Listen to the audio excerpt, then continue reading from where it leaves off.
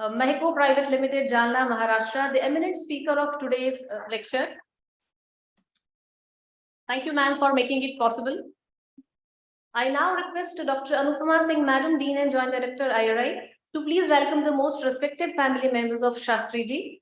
Today we have this morning with us Mrs. Neera Shastri, Madam. I request ma'am to present her a bouquet and welcome her to IRI for this program.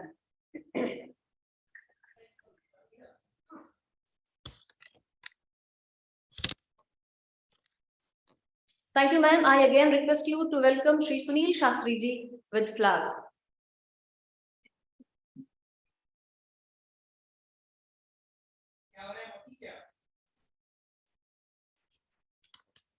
Thank you very much, ma'am. And now we'll begin with the auspicious invocation song by the postgraduate students of IRI, requesting for your kind attention, please.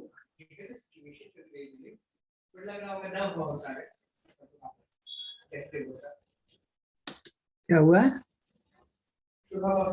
हाँ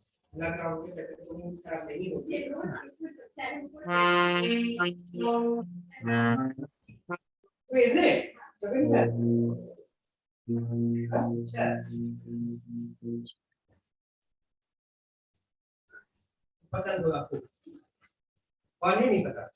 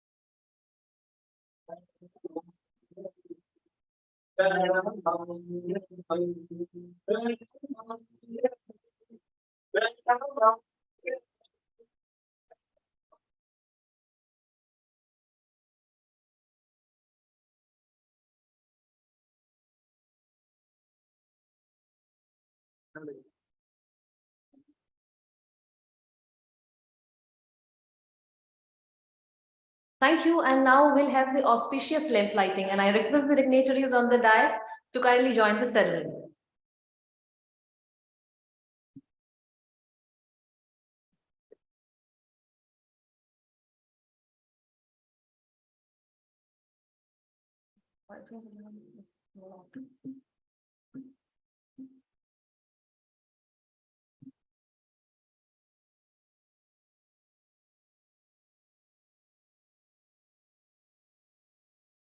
Lighting a lamp is not just lighting a flame. It is a symbol of life, prosperity, and happiness.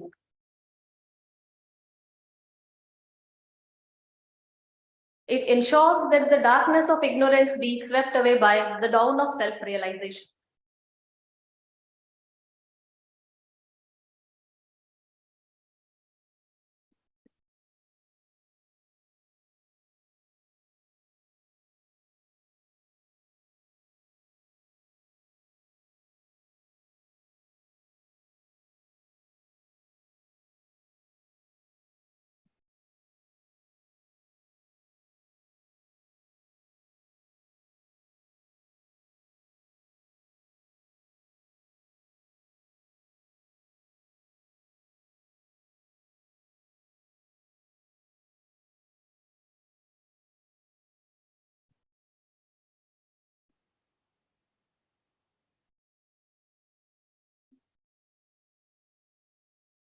Thank you all very much, and I now request as a mark of honor to pay a floral tribute to Shastri ji.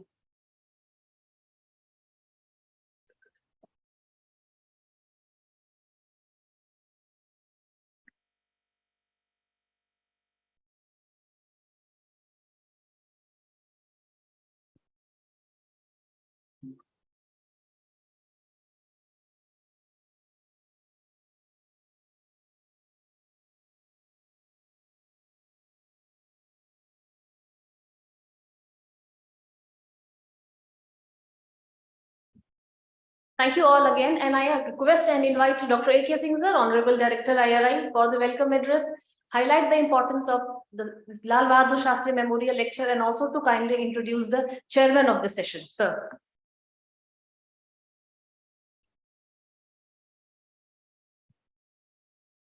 Thank you, Kapila, and very good morning to each one of you.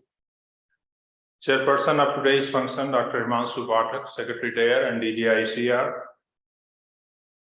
The distinguished speaker of 53rd Lal Bahadur Shastri Memorial Lecture, Dr. Usha Barwale Zahar, who is Director and Chief Technology Officer of Mahiko Private Limited. Members of the family of late Sri Shastri ji, we have with us Sri Sunil Shastri ji and Madam Neera Shastri ji, Professor R.B. Singh, Professor S.L. Mehta, distinguished guests, faculty member, students, ladies and gentlemen, my colleague Dr. Anupma. It's my proud privilege to extend a warm welcome to each one of you on this very auspicious occasion of 53rd Lal Bahadur Shastri Memorial Lecture. This series of annual lectures was initiated by the Indian Agriculture Research Institute in 1968 as mark of our respect to one of the most illustrious and exemplary leaders and the second Prime Minister of India, late Sri Lal Bahadur Shastri ji, who is epitome of our national pride. He invoked the reverential slogan, Jai Jawan, Jai Kisan, because he realized that both the Jawans guarding our frontiers and the Kisan ensuring food security to the countrymen are fundamental for our existence as independent sovereign nation.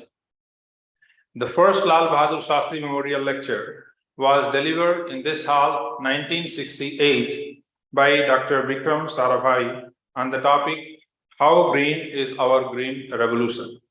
We have seen the impact of Green Revolution, and so much is being talked about the greenness of Green Revolution today. So many questions are being raised about it. Today's lecture in that context, which is going to be delivered by Dr. Usha, which is entitled Jai Jawan, Jai Kisan, the continuing contributions of smallholder farmers towards our food and environmental security. Environmental security, which is the key word, and how smallholder farmers can play an important role in this, signifies the importance of this lecture today. To chair the lecture, we have with us Dr. Himanshu Pathak, Secretary There and Director General ICAR. He is one of us. We are proud of him as a distinguished alumnus of this institute. Welcome, Dr. Pathak. For the sake of his students, I would like to briefly tell about Dr. Pathak because we all know him very well. He did his graduation from Banaras Hindu University, Masters and PhD from this institute in Soil Science and Agricultural Chemistry. And As a humble fellow, Dr. Patrick was visiting scientist at the Institute of Meteorology and Climate Research, Germany. Also worked as postdoc at University of Sussex in UK and CSIRO, Australia. He is a scientist of global repute, working in the area of climate change, soil science, and abiotic stress management. His contribution in optimizing estimates of methane emission from rice paddy field from India is of global significance. We all know that Indian rice cultivation was declared as a culprit for emission of methane to the extent of 37.4 million tons annually. And it was the efforts of Dr. Pathak, of course, initiated by late Professor S.K. Sinha, former director of this IRI, that conclusively demonstrated that the methane emission from rice paddy field is not 37.4 million tons, it is just 3.7 million tons. Today's India's rice is respected world over. We have crossed a hallmark of 21 million tons of export, valued at 60,000 crores. It would not have been possible. People would have labeled India's rice as a banned commodity because it was contributing to pollution of environment. Now, how scientific intervention studies can play an important role in policy delineation that can shape the future of country, our export, and export associated with that is the benefit of our poor farmers, smallholder farmers. Thank you, Dr. Pathak, for accepting our invitation to chair this session. Dr. Pathak has been a member, in fact, lead author of the Intergovernmental Panel on Climate Change while preparing the 5th assessment report. And before taking over as Director General ICR, he served as Director of National Institute of Abiotic Stress Management at Baramati, Director of National Rice Research Institute at Cuttack, and of course, IRI has been his karma bhumi, where he studied, where he contributed most significantly to science and society. Thank you, Dr. Pathak, for being here with us. Thank you. Thank you very much, sir. And I now very humbly request Himanshu Pathak, sir, Honorable Chair of the session, to kindly introduce today's eminent speaker to this august gathering. Sir.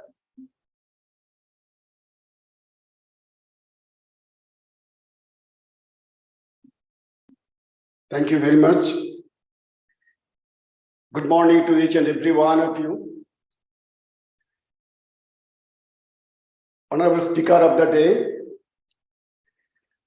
Director of this great institute, Dean and Joint Director Academics of this institute, Honorable members of Shastriji's family, our mentors, Professor R.B. Singh ji, Dr. Mehta. I can see many of my director colleagues from other sister institutes. My colleagues from this institute, joint directors, head of the divisions, professors, scientists, technical staff, administrative staff, supporting staff, and of course, very importantly, the students, because the convocation is for them. Ladies and gentlemen, let me also welcome each and every one of you. As Dr. A.K. Singh said, this is my karma bhumi, and this is my bhumi also. So I also welcome each and every one of you for this particular function. The most important lecture which this institute has initiated, as Dr. A.K. Singh said, way back, and now it is going to be 57th one in the series. Before I introduce the speaker of the day, let me also pay my homage, very respectful homage, to Shastri ji, our second Prime Minister, Bharat Ratna, and in every sense, a Ratna of this Bharat. He is the personification of honesty. He was the personification of simplicity, personification of integrity, personification of dedication. You just look at his photograph and you will understand what a man he was. And probably this institute really did a great job in introducing this particular lecture. The most important one, probably, as per our assessment of this institute, to dedicate this lecture on his name. So thank you very much, Dr. Singh, and also all the predecessors who could think of initiating this lecture in the name of our former Prime Minister, Lal Bahadur Shastri. Friends, almost on a daily basis, we remember him by Jai Jawan and Jai Kishan. He was also one of the architects of Green Revolution. Today, again, Madam will be talking about it.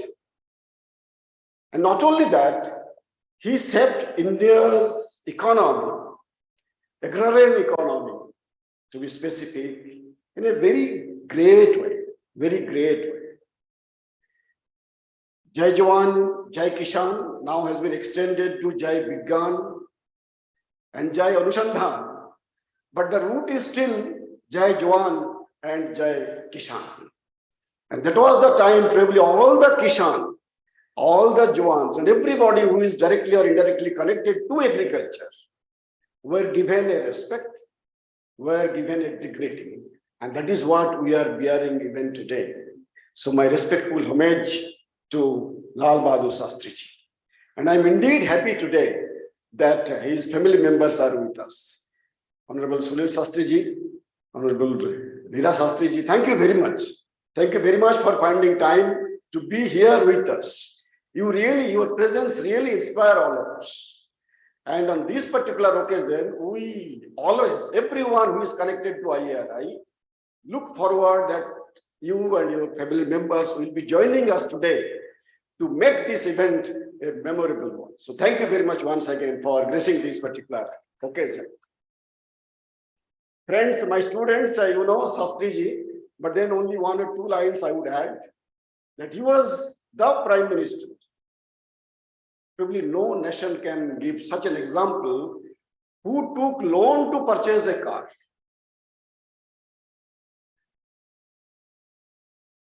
Who resigned when there was a rail accident. And when this country was facing food shortage, initially he experimented that if I skip one meal a day, how it continues, how it goes. So he experimented on himself first. Then he experimented on the family members also. And then he asked the whole country that because of this food shortage, let us skip one meal. Now that's experimentation. And that's the dedication. And that point of time, he said that this country must produce sufficient food in its own soil, not importing any single grain from outside. But he also said that how it is going to be done, I do not know. But it must be done. And probably that was a challenge which was accepted by all the scientific community, farmers and policymakers. And today, we are not only self-sufficient, and sir, as per the second estimate, this country is going to produce a record amount of food grain of 323 million tons this year, which is going to be around 7 times of what we used to produce when we got independence in 1947 or so. So once again, I pay my homage to this great soul, this illustrious son of this country. And of course, our speaker of the day. I think she is known to all of you. And I had opportunity to interact with her more closely for last 3 years when she initiated the carbon farming project. And yesterday we met again, and I just lightly inquired from her, Madam, tomorrow I have to introduce you. What should I say? And she said, you know, I do not like all these big words to be said for myself. It must be very simple and short and sweet. And that's what I am going to do today. She is again a person of simplicity, honesty, and integrity. She belongs to a family which has contributed enormously for the development of agriculture in this country. Barwale Foundation, all of you know, Mahiko, all of you know, and the current organization she is working, Grow Indigo. She'll be talking about it. Likely, madam, if you remember, you and your brother, Rajuji, both of you visited our institute in Baramati. And you said that this Grow Indigo must grow with the help of all scientists. I said the name itself says Grow Indigo, so it has to grow actually. And it is growing. And the area is really new. Probably we didn't think about carbon farming, sustainability of agriculture, greening of the growth, maybe even decades ago. We were simply, few of us were talking about it. But now this is the talk of the town, what they say. Sustainability, carbon farming, and all of these areas are so important for not only food security or nutrition security, but for increasing income of every farmer. Friends, just to mention a few of the things, she did her master's as well as PhD from University of Illinois, USA, and the subject was agronomy, but agronomy includes all other things. And after completing her PhD, she worked for a few years in Purdue University, and specifically working on improvement of sorghum. So, madam, you must be very happy to see that now the whole world is celebrating International Year of Millet, which you started working maybe in late 80s or 90s. And now she is holding very important positions as the chairman and executive director of Grow Indigo Private Limited, as I said, and also the chief technology officer and director on the board of Mahiko Private Limited, India's pioneering hybrid seed company, all of you know. Besides, she has got several other assignments, including she served as member of board of trustees in two of our very important CG institutes, IRI, International Rice Research Institute, and also CEMIT, our Mexico Institute for Wheat and Maize. Also contributed very significantly for bringing green revolution in African countries, and of course helping ICR and all other NAR system in our country in many different ways. So I think no other speaker would have been better than her to talk on this particular subject today. And once again, I thank and congratulate Dr. A.K. Singh and his whole team for identifying her to be the speaker of these very important lectures. So, madam, on behalf of this institute and also on behalf of Indian Council of Agricultural Research, I welcome you and also thank you for kindly accepting our request to deliver these prestigious lectures. Thank you very much and welcome each and every one of you. Thank you.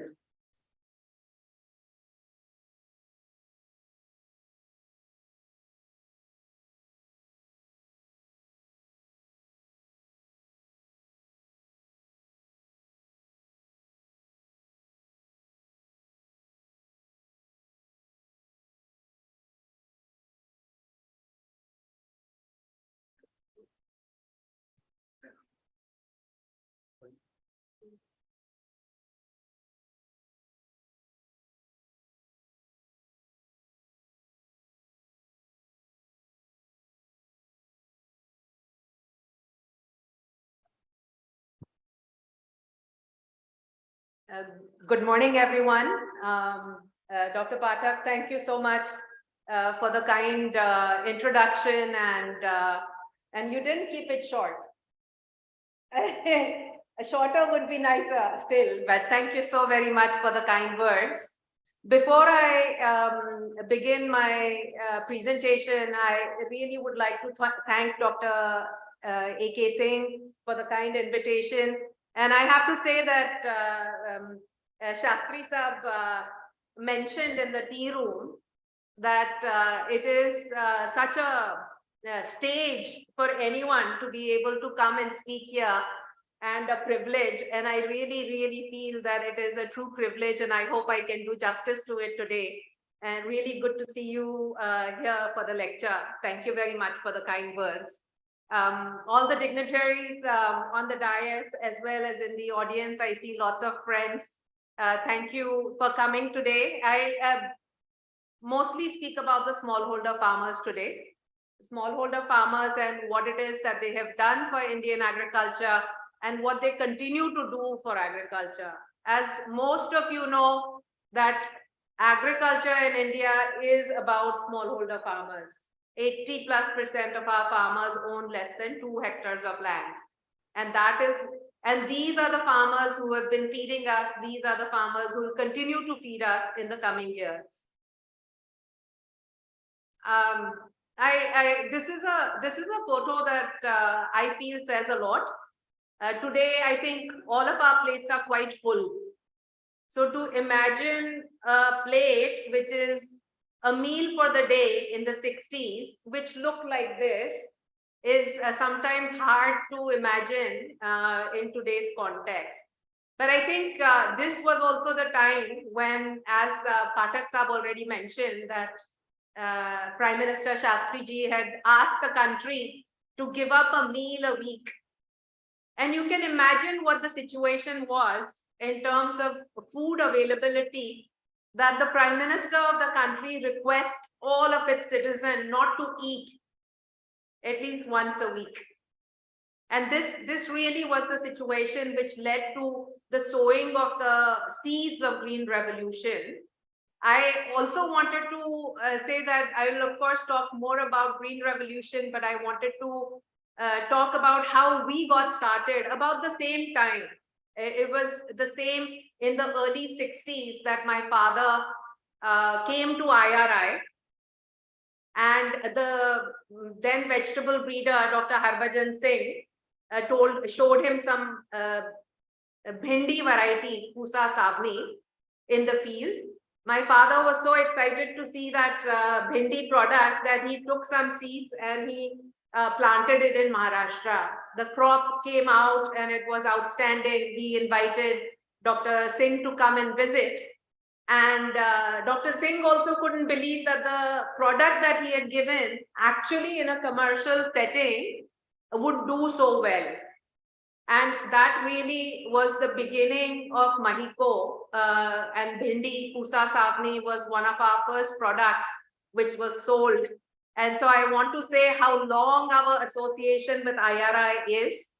And it continues. So it didn't stop there. Some material which came from Dr. Singh's program in rice also was something that we took forward along with many other companies, but RH10, when the early hybrids came, then it was one of the products that we took forward. So we continue to collaborate, and I'll talk a little bit more about the collaboration and association that we have today also with IRI. But I feel it is always important to recognize our humble beginnings and what it leads to. As we all know, the Green Revolution really brought in 2 major crop in the form of high-yielding varieties. But wheat and rice, of course, were the drivers in the Northwest. But in the rest of the country, with Rockefeller Foundation and Ford Foundation, also other cereals, primarily cereals were a big focus that came into the country, and focus on improving productivity. Improving productivity because the primary objective at that point of time was how do you break the nexus of ship-to-mouth existence. That is, if the grain came on the ship, there would be enough food to distribute. And how do you break that? How do you create enough buffer of the food grains which was required in the country? I think the Green Revolution technologies were really transformative. Nobody really can argue with that. And if you look at the stamp which was released by Prime Minister Indira Gandhi to commemorate the Green Revolution, and if you look closely on the stamp, you will see 2 bars. The bar which is blue is the one which was the productivity before Green Revolution. And the orange bar that you see is the productivity after Green Revolution. This was the impact of improved genetics under right agronomy, leading to transformation in the country, where we were no longer terms like the begging bowl of the world because we didn't have enough rain, or that we would not have enough food if the ship didn't dock, and so on and so forth, led to this transformation. Now, if we go around, especially at harvest time, this is a very common sight. Abundance of produce, which is being transported from the farmers' fields to the warehouses, and all of our warehouses literally are overflowing, that they don't have enough storage space and they are being stored outside under tarpaulin. Having said that, and of course, I will talk more about how do we look at agriculture differently, how do we do agriculture sustainably. But that doesn't mean that our focus on productivity can reduce, because our requirements in terms of food grain requirement in the coming years is still very high. And we need to continue to improve productivity while we do it in a sustainable manner. My presentation really doesn't have any technical details other than concepts. And I think this is an important toolbox, if I call it, of plant breeding. And the point that I would like to make here is that, we have traditional plant breeding, we have precision breeding, we have molecular breeding, we have genetic engineering.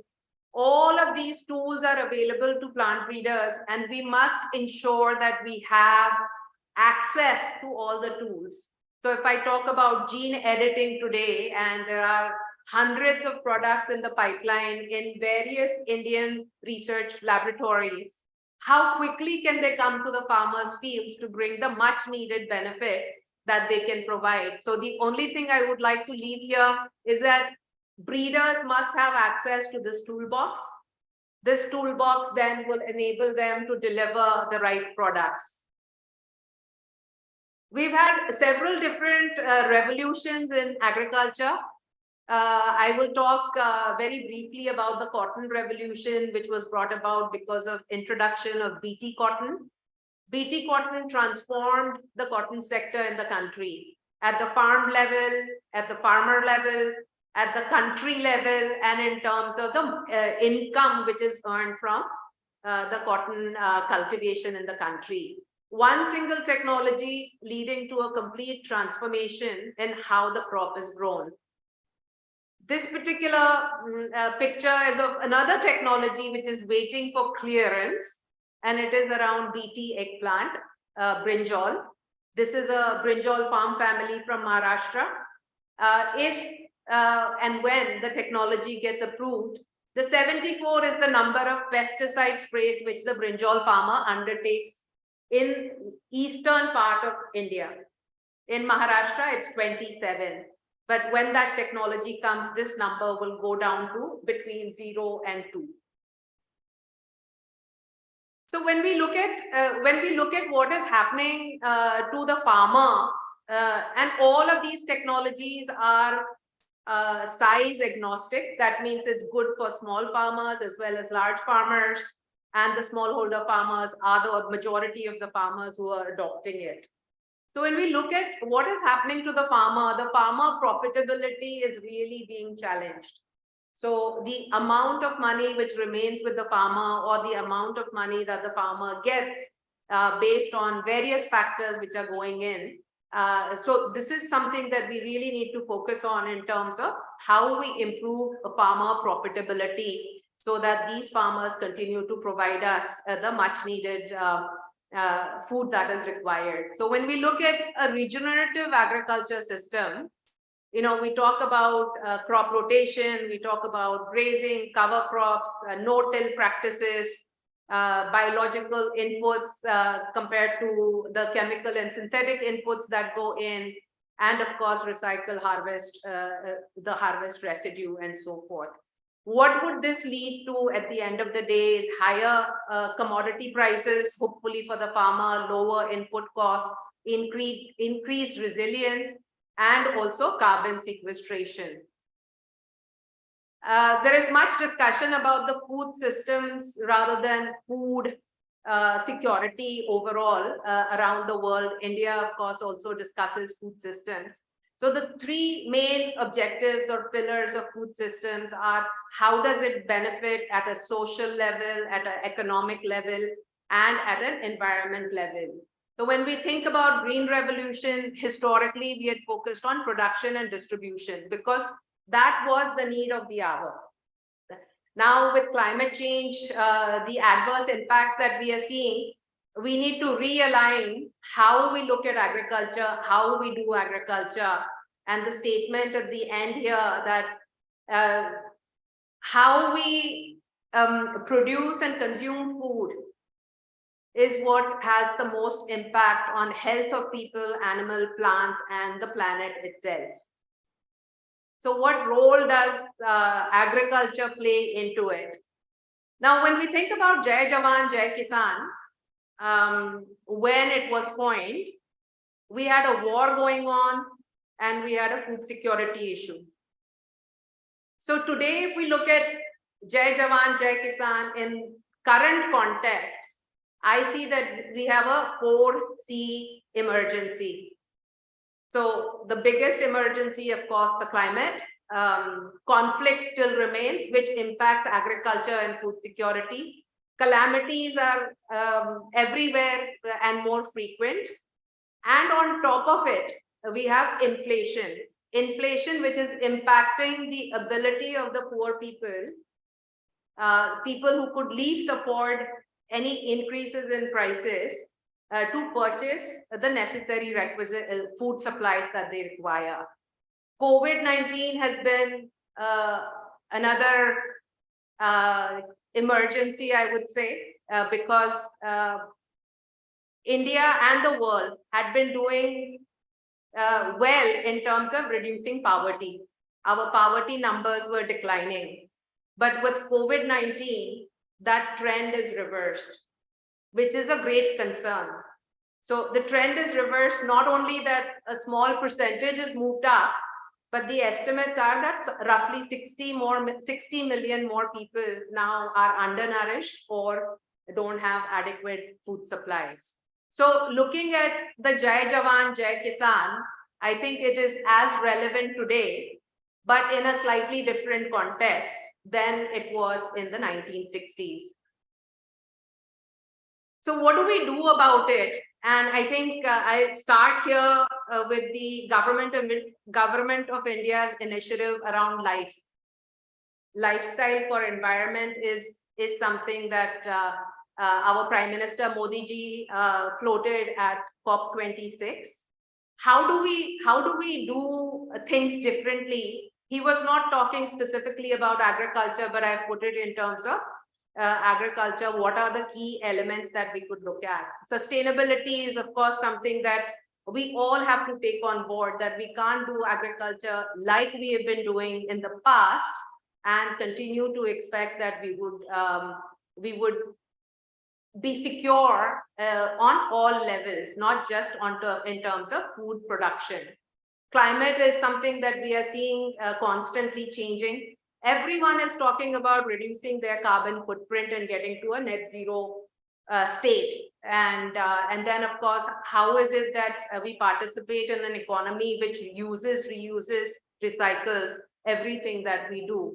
The illustration on the right is an example of how large companies are making their climate commitments. And this particular cartoon is from Danone, a dairy company. And I will talk a little bit about our dairy company also here, because that was something that Shastri ji also started, Amul. But Danone has made a statement that they will be net zero by addressing various elements in the sphere that they operate. So whether it is their supply chain, what is the carbon footprint of the supply chain, what is their production system, can we make it more efficient? And with each one of these steps, can we reduce our carbon footprint?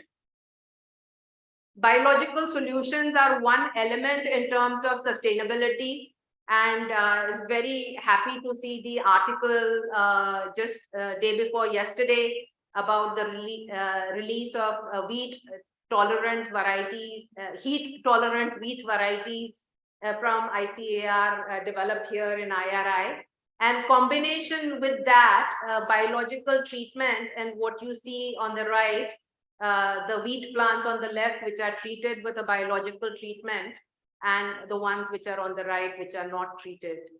Now, what we have seen with this biological treatment is in the heat stress that we saw last year, just before wheat was ready to harvest, which led to significant losses, that the treated material actually was withstanding the heat stress much, much better. And these are the kinds of solutions that we could look at in terms of improving soil health, improving nutrient use efficiency with biological treatments. And overall, soil health will become so critical in terms of our ability to do agriculture sustainably. I will spend a little bit of time on carbon. So carbon is, so I come from a science background, biological science background, let me clarify that. So when people started talking about carbon, you think about it, oh yeah, it looks black. That's the first image that comes to mind, that yes, it's there in the soil, but you don't really pay so much attention to it. But carbon, as it turns out, is of course very, very important in agriculture, and our ability to continue to do agriculture is dependent on the soil health, and carbon is a big component of it. So what I want to talk about is carbon as a new cash crop for the smallholder farmer. How does that work? So if farmer is doing rice cultivation, can they also farm for carbon? Now, agricultural carbon sequestration is the only scalable, affordable, and immediate solution to remove carbon dioxide from the atmosphere. In terms of scale, the potential is, of course, as we know, agricultural landmass is massive. Affordability, implementation costs are relatively lower compared to planting trees or looking at other solutions, whether it is, and then, of course, with the agricultural carbon sequestration, the change could be immediate from an implementation standpoint. So looking at this, it's a and for the farmer, for the first time, we are not telling the farmer you do this, the regenerative agriculture, sustainable agriculture, or conservation agriculture, because it is good for all of us who are sitting here. But we are saying you do this because you will earn income, because you will change the carbon content in your soil, you'll reduce the greenhouse gases which are emitted.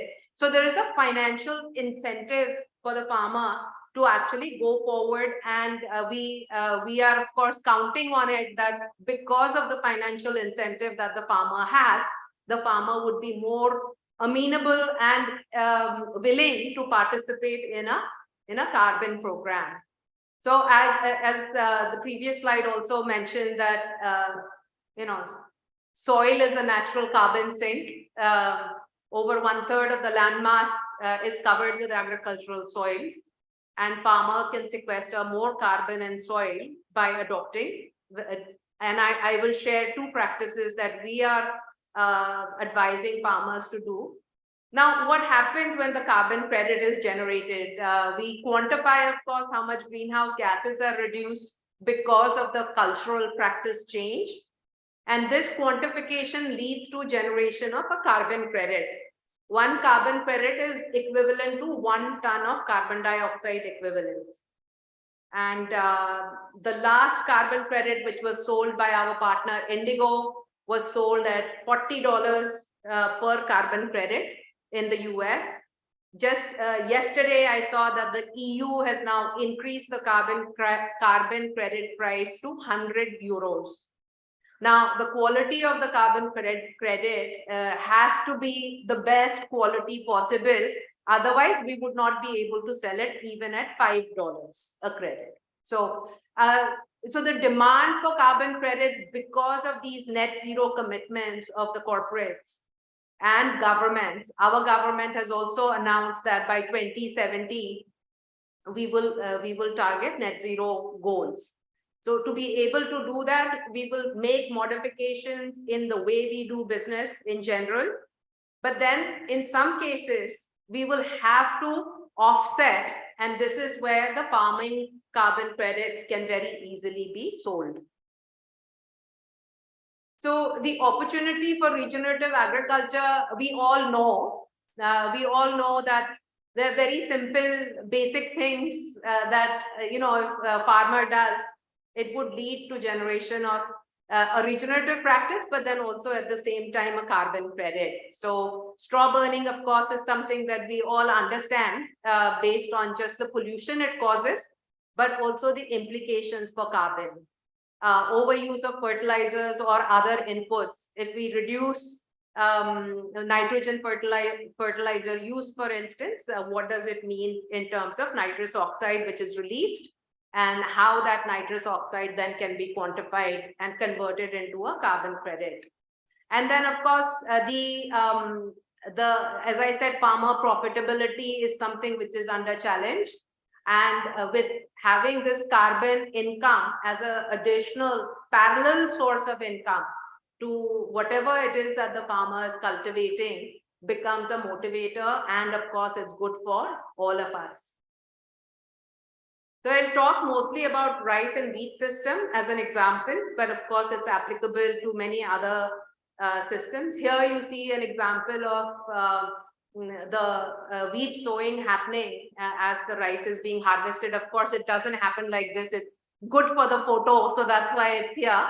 But to show that how the farmers are encouraged not to burn their straw, and then the wheat planting subsequent to the rice harvest in Punjab and Haryana in particular will happen in the leftover biomass which is there in the field.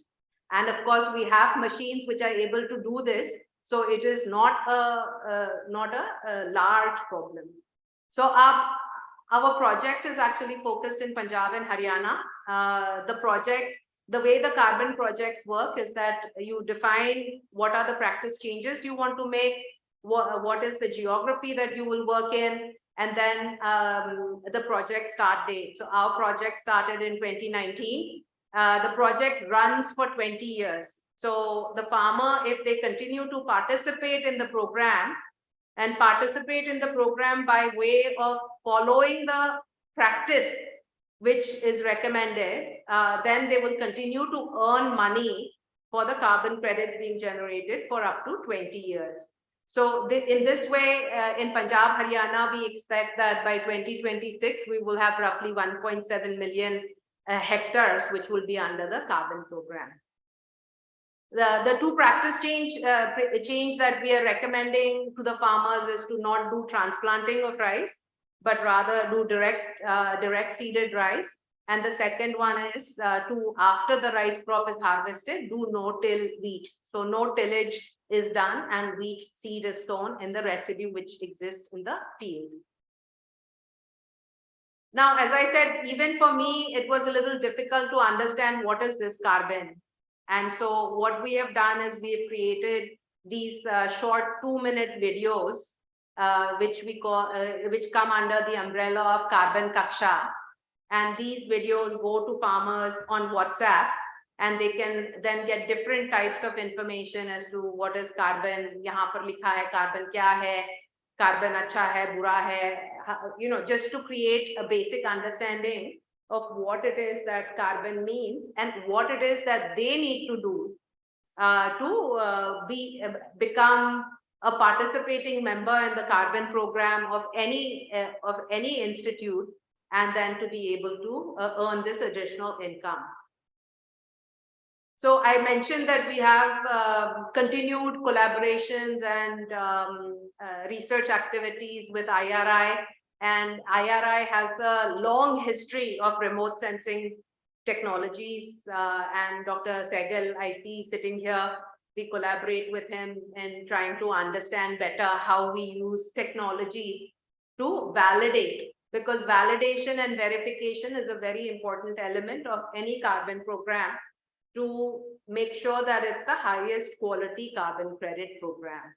So technology element, which is very, very relevant, whether it is getting the tillage information, whether it is getting all those red spots that you saw in the previous slide around straw burning, all of these elements you can pick up and then you model it in a biogeochemical model to be able to quantify what is the level of carbon credit which is generated. I mentioned a little bit about lifestyle for environment, and actually I think this fits very nicely with the carbon program, because if we say that at least 550 million farmers, if they switch to regenerative agriculture practices, then it is a lifestyle for environment which they undertake. Government of India, of course, continues to promote various elements which will help move this agenda forward of creating a more sustainable way of doing agriculture and how we look at agriculture in general. So that was one part of the carbon story, but now I want to talk actually about the output side of the carbon story. So the farmer has produced sustainable rice. If I say sustainable rice in the sense that the farmer did direct seeded rice and didn't do any tillage for wheat planting, but the rice is still going to the mandi and fetching the same price as what it was getting before. So there's been no added incentive which has come to the farmer as on date. So one of the things that we have tried, and we will continue to do this, is to create a marketplace which is for sustainably grown produce. So identity preserved, traceable, trackable produce which comes. So what happens in this is that we, any farmer who participates in our program, the identity of that farmer is known, their field is known, they're geo-fenced, they are geo-tagged, there's data available on that we can track for 50 years. It will take some time of Dr. Sehgal's, but we can track it for 50 years back. So information is available. So how do you now position this sustainable produce for the buyers? So if, for instance, Maggi wheat was made from sustainably grown wheat, would they be willing to put a barcode on their pack which says that if you scan it, you can see that farmer Singh has produced it in Ludhiana and he did not burn the field and he did not use tillage? If that is the case, would you be willing, all of us here, would you be willing to pay 1 rupee extra for that pack?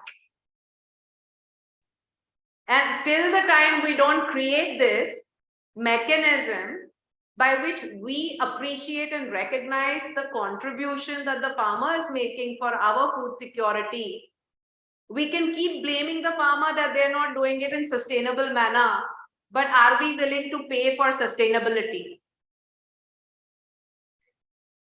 That really is the question that we must address, because otherwise the farmer is not the one who has extra resource. And so bottom line will always be very important to the farmer.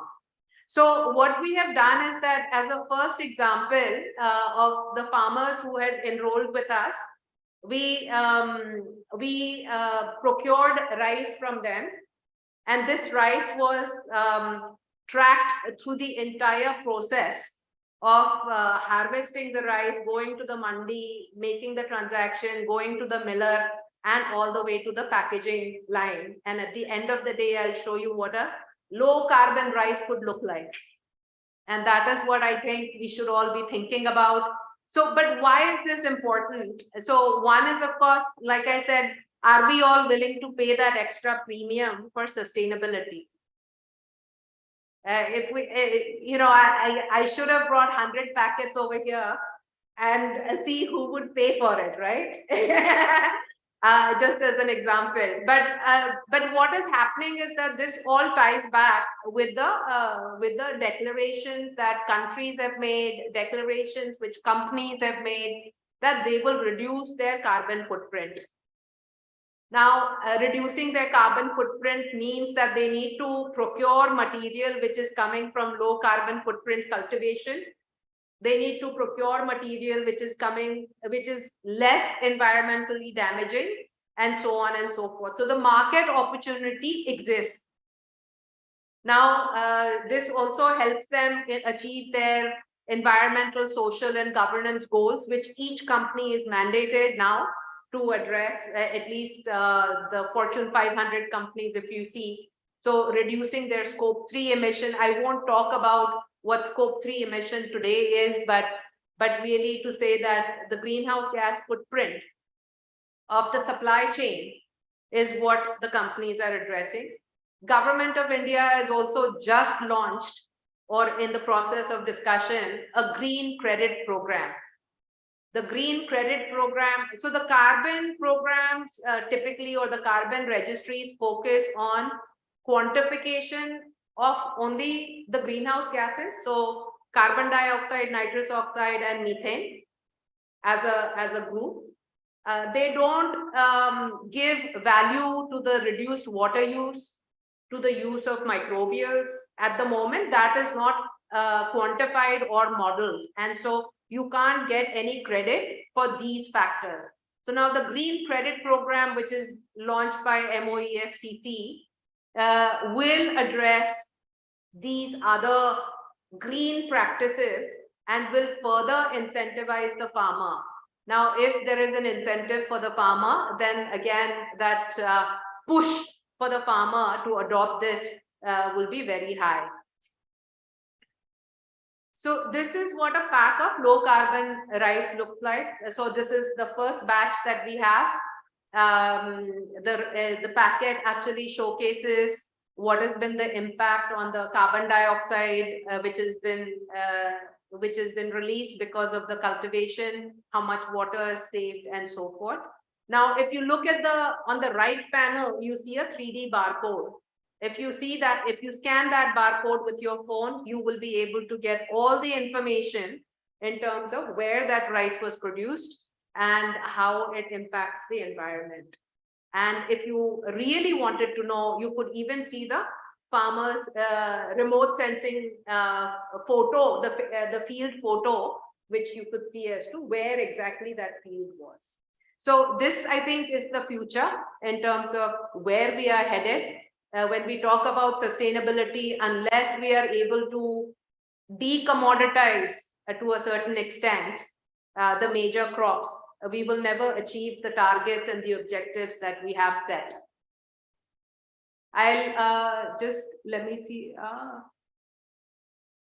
Okay, there's a short video, but I don't have to show it.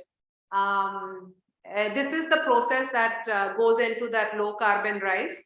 So you have the monitored cultivation of the field, again, technology backed. The produce from that is harvested and tracked and not aggregated with the general rice. A farmer is paid a premium at the time of procurement. So when we procured rice this year in October, the neighboring farmers who were not participating in the program started coming to the trucks which were taking the produce, saying, "Hamara bhi le jao." Because there was that extra premium which the farmer was receiving. So I think at the end of the day, these are the kinds of incentives that we need to have to ensure that the farmer will stay with the practice and continue to adopt even more practices which will give them more carbon credits, then processing, then branding and packaging, and so on and so forth. And so what is the low carbon rice doing? It provides you traceability. It gives you technology backed information to show that this is sustainably done, and also a farmer testimonial you can listen to if you scan the 3D barcode. I wanted to briefly also talk about Amul, because Amul was also an initiative which Shastri ji encouraged and promoted, and which again led to a transformation of the dairy industry. Now, we are in a similar situation to the crop system, in the sense that our requirement was to produce quantity because there was such a shortage. But the focus now needs to shift also in dairy sector on sustainability. So India has the largest head count of cattle. Now, every time cattle burps, there is methane emission which is taking place. And if we think about agriculture and greenhouse gas emissions, cattle is number one in terms of emission. 50% of all emissions come from cows. And then the other 50% come from cultivated crops and other agricultural systems.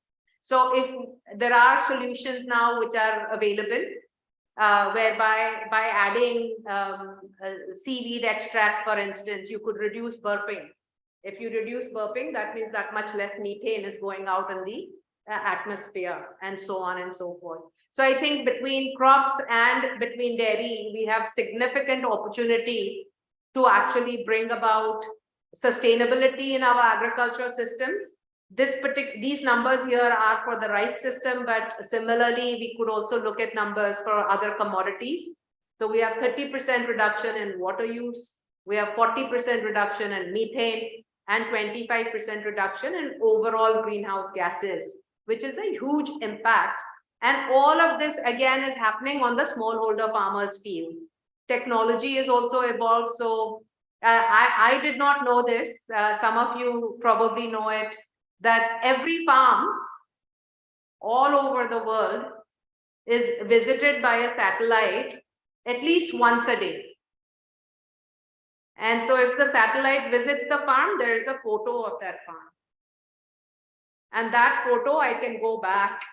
NASA has this free data which is available now. There is proprietary data which is also available, which gives you greater resolution. But the point is that if information is available, now we need to figure out how we put it to use and make it work for our agriculture. So the smallholder farmer will continue to feed us in foreseeable future, and will do so in a more sustainable manner with all of these incentives that we put in place. So I think resiliency is the thing that we all need to understand, that with the 4 C's that I mentioned, that we need to have systems which are able to adapt and deliver whatever the country requires. And so the smallholders will continue to be key in our sustainability journey. Lots of programs are already underway. A financial incentive is essential, but financial incentive does not have to come in the form of a subsidy. It needs to come for a practice change which the farmer makes. So this is very, very important. And agriculture, rather than being a problem, can actually be a positive contributor to our efforts in climate mitigation. So I once again want to thank you, Dr. Saab, for kindly inviting me here and for the opportunity. Thank you very much.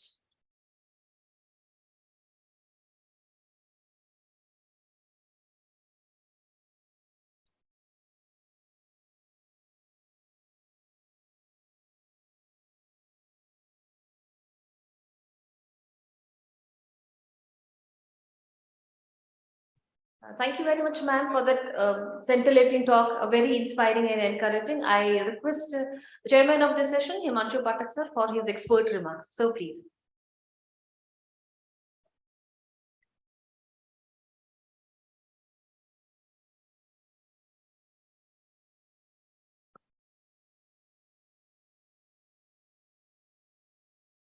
Thank you very much. Madam, you really made a very informative, useful, practical and emphatic presentation.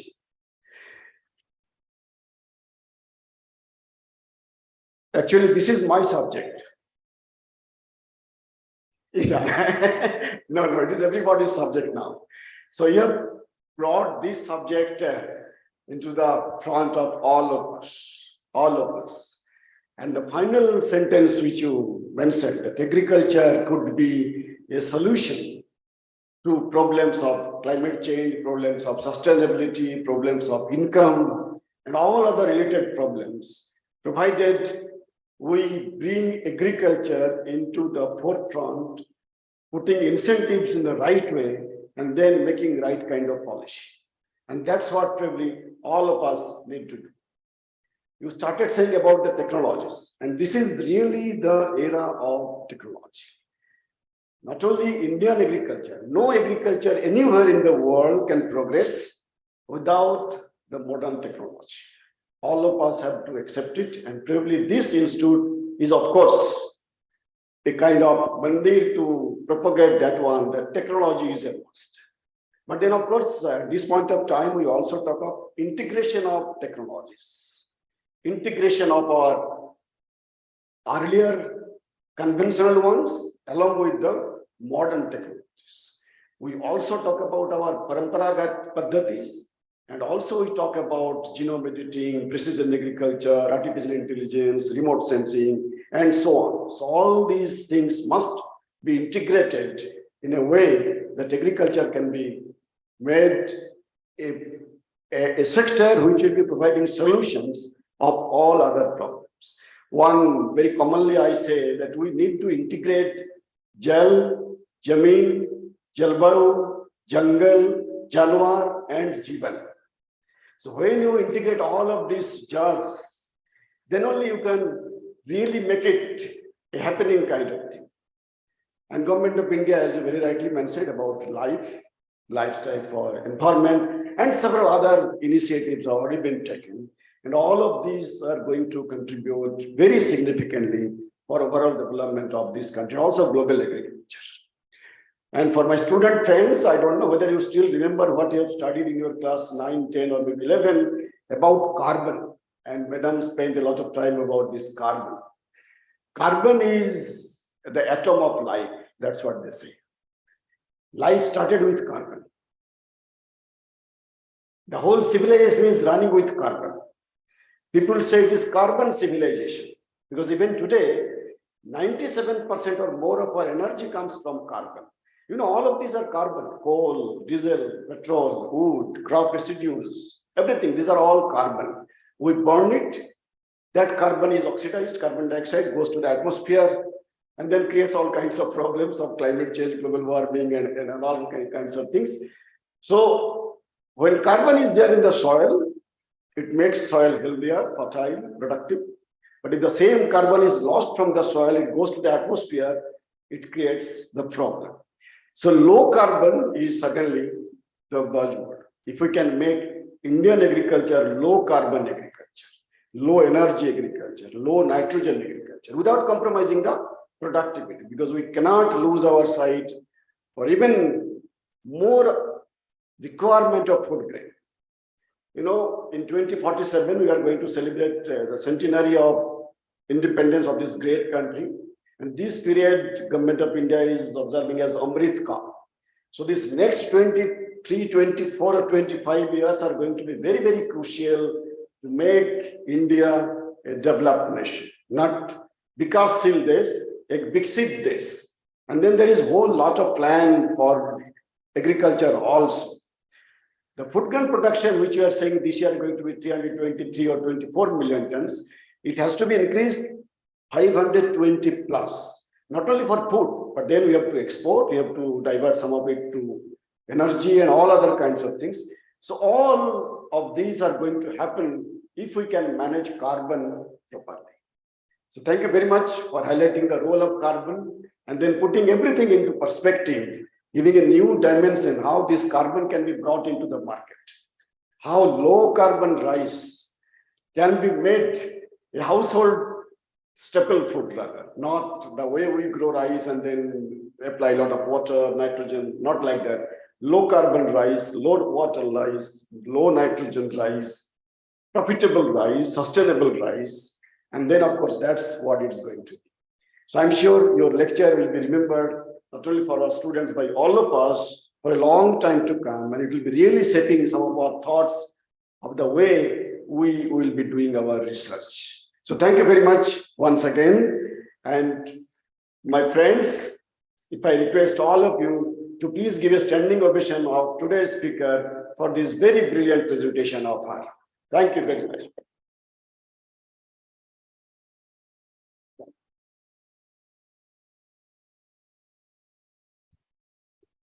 Thank you very much, sir, for those expert remarks.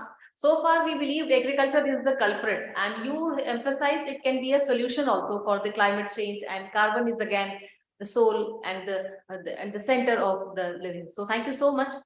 We always look upon to you, sir, for new ideas, innovations, and novelties. Thank you very much for being with us this morning. And for that, I request Dr. A.K. Singh, sir, Honorable Director, IRI, to present a memento to the chairman of the session as a token of love, affection, and remembrance from IRI.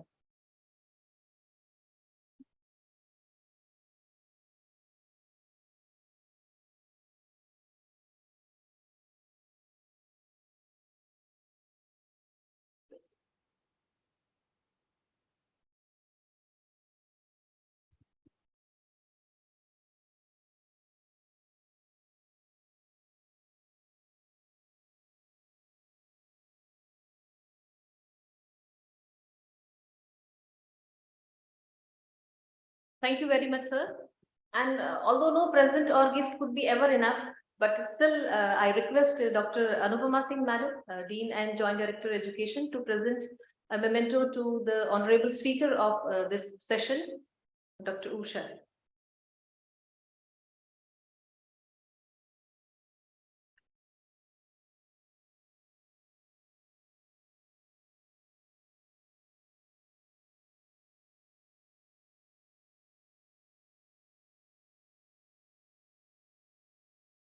Thank you very much. And it's now my privilege to invite Dr. Anupama Singh, Madam, Dean and Joint Director Education, to propose words of thanks as the successful conclusion of the program.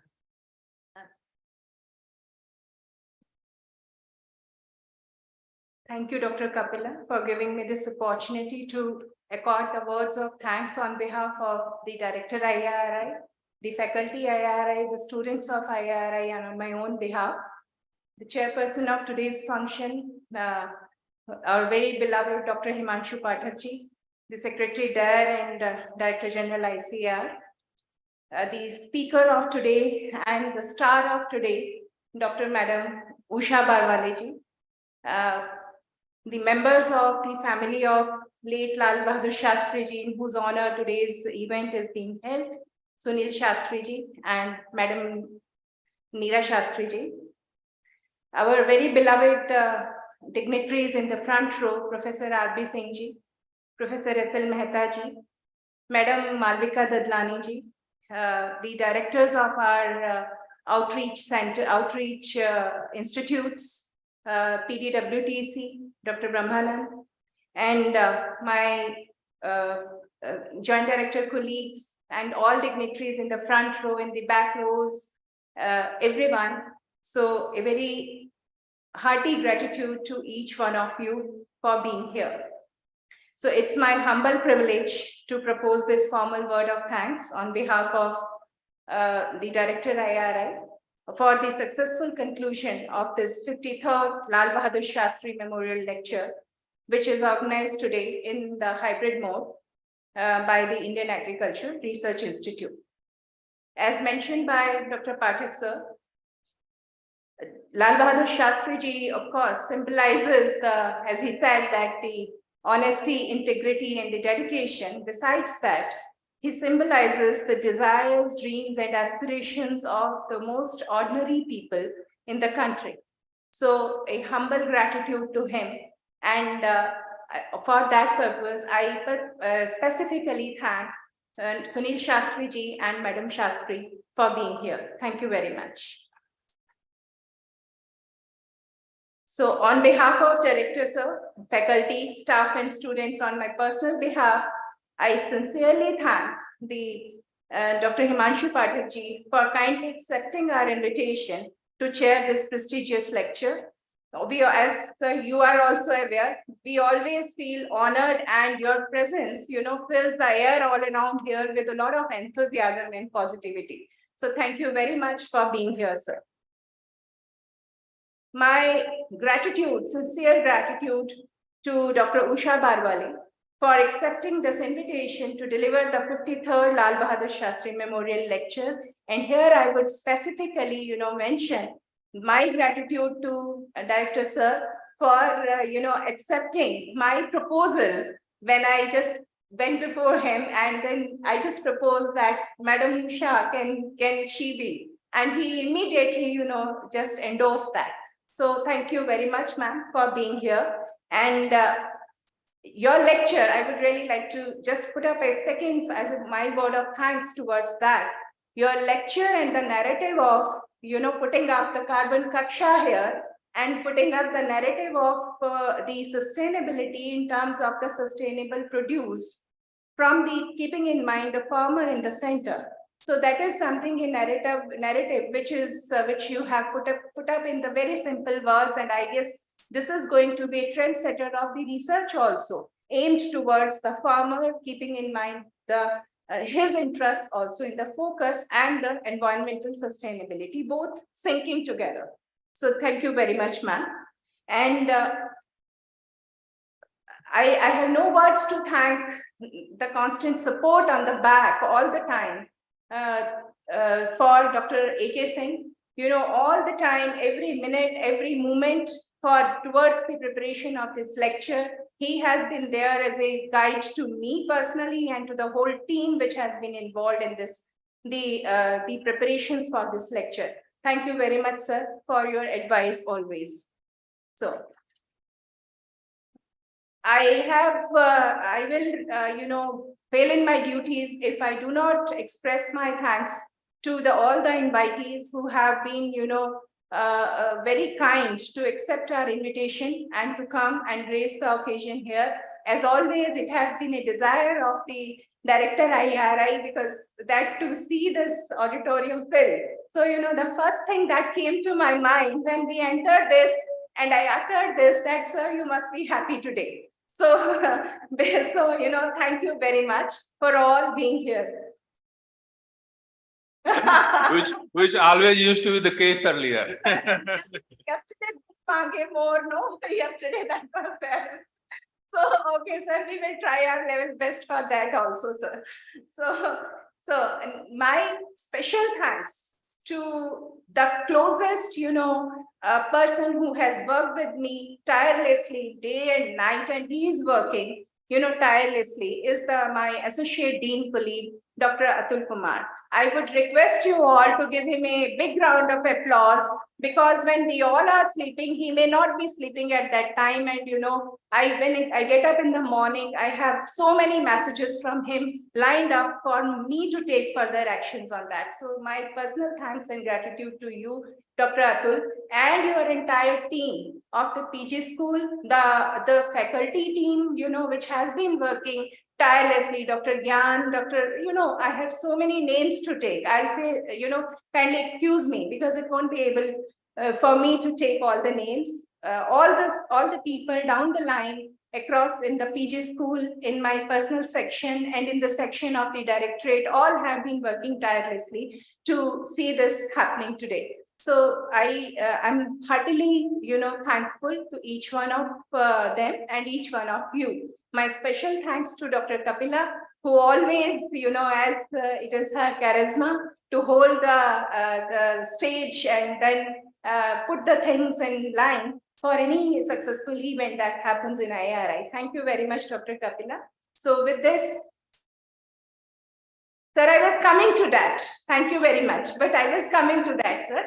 Over and above, sir, as one of our audience, Dr. Sangwan has very rightly said, I was just coming to that my sincere thanks to the farmers and of the country, for whom and Lal Bahadur Shastri ji had envisioned, and for whom, in memory of him, this lecture has been basically started. So my thanks to them also, sir. Thank you very much. And kindly, forgive me if there has been any, lapse in any of the things. So I owe all the, drawbacks or anything shortcoming which has been left in the organization of this program. Thank you very much. Thank you very much, ma'am. And with that, we are signing off for now. Thank you all for your kind presence. Namaskar. Have a great day.